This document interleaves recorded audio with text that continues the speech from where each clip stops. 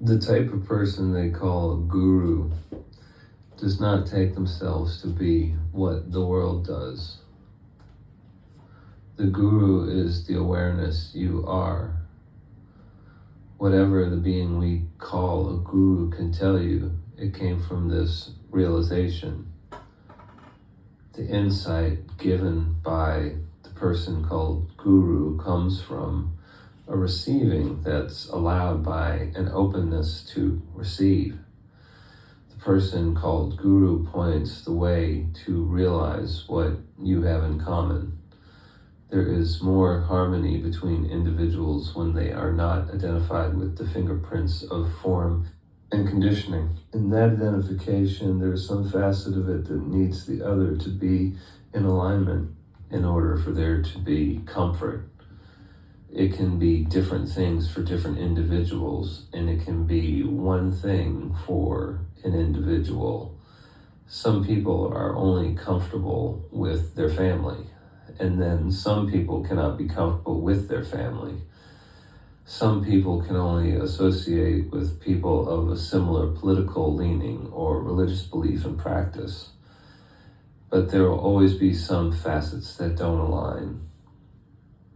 But the awareness that perceives these things has no differentiating qualities.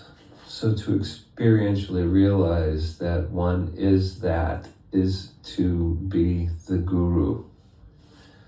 But it does not happen all at once. There is a threshold, but then there is a falling away.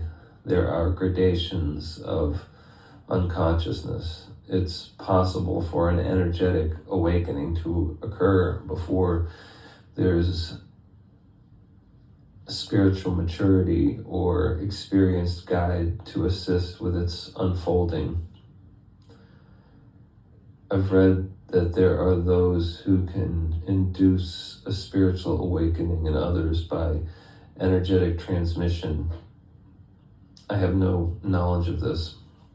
I have no data to say how many awakenings occur under an experienced guide and how many are just people who have them spontaneously with no preconception.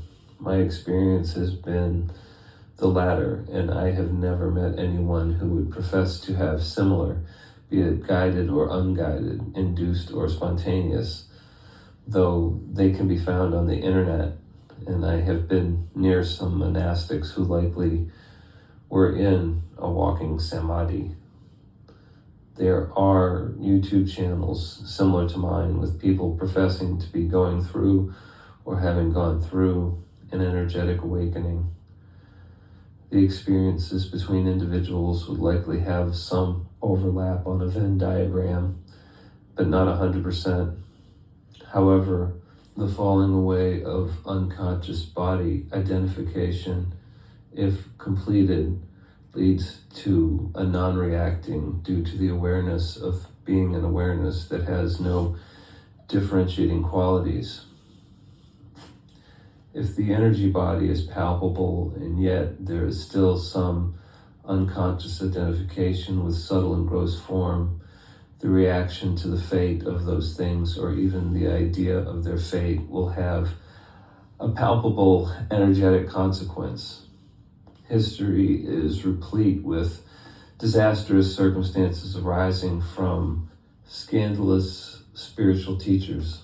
Some teachers like this are just frauds.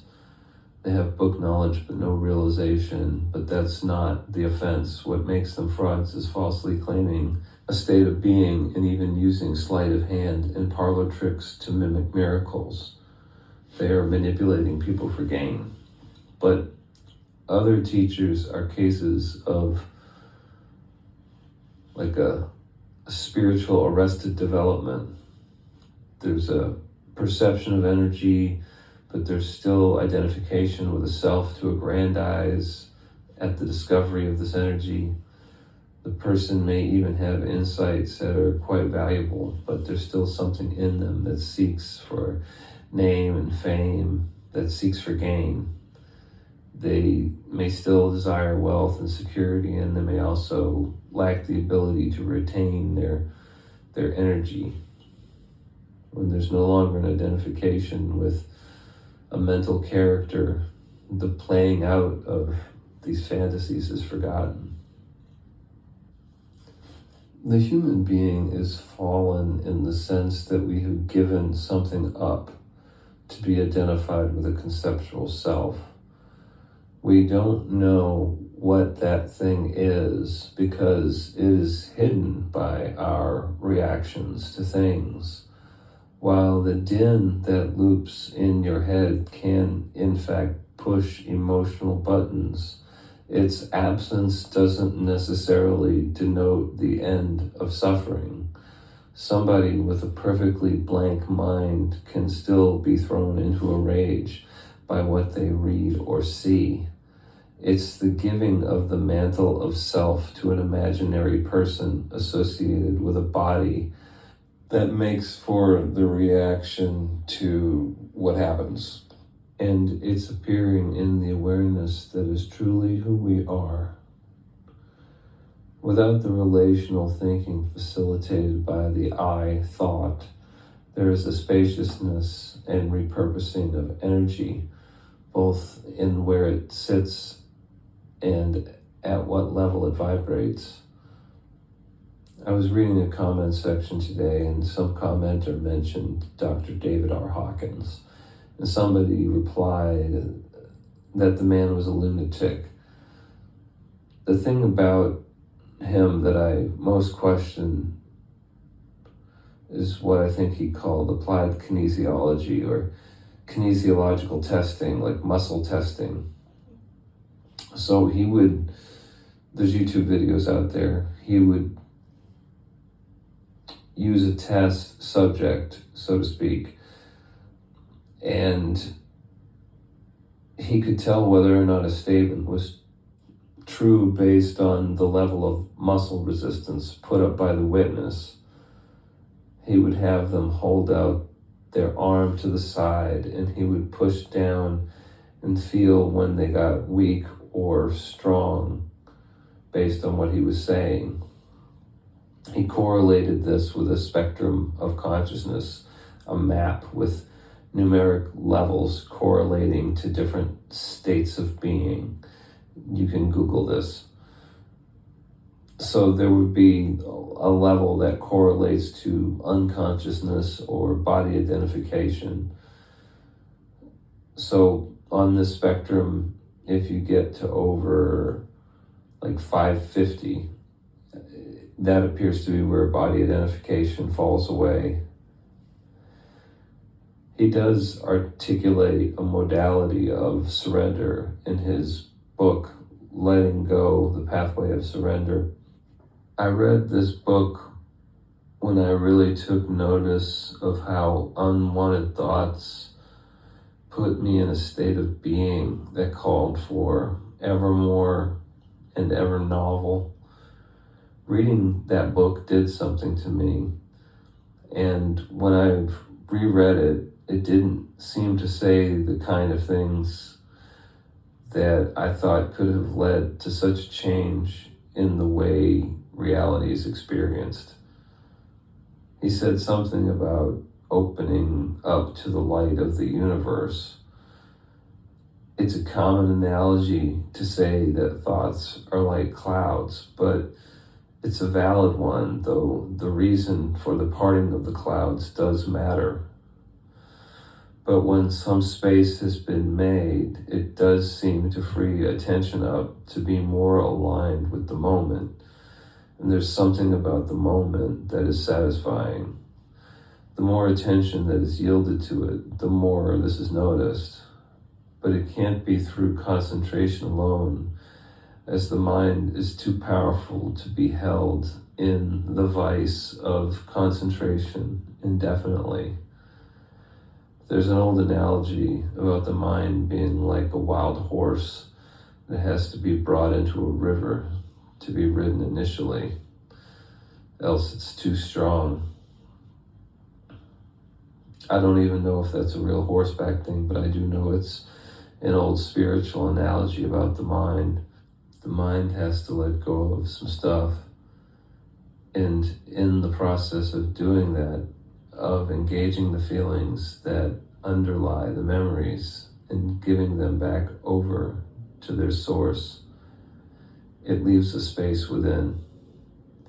And if that space is not quickly occupied by some other obsessive thought, the only thing left to notice is the present. It's normal to give a high percentage of attention over to an imaginary world. Most people we encounter live this way. But when there's somebody who professes to not do that, but rather just live in the moment, well, firstly, that live in the moment is often misunderstood. To say like living like there's no tomorrow, that's not the same as living in the moment. To live like there's no tomorrow is to be just chasing immediate desires. But to live in the moment, to live in alignment with the moment, is to really have no projection about the way it needs to be. So a person who really doesn't have any schemes or plans and doesn't see the world through the lens of some set of conditioning may seem to be out of touch with reality. But if reality is what's not denominated in thoughts, it's the one who is present, who is in it. This fall of humanity, it's predicated on the knowledge of good and evil, in that there must be a self to win or lose by it. Judging is predicated on being one to judge, which is predicated on being one who is not another. There is body identification, and then there is belief in subject and object, and then there arises from the spiritual heart the I thought that is the root of the conceptual self that hides what all of its schemes promise in the pursuit of objects and experiences.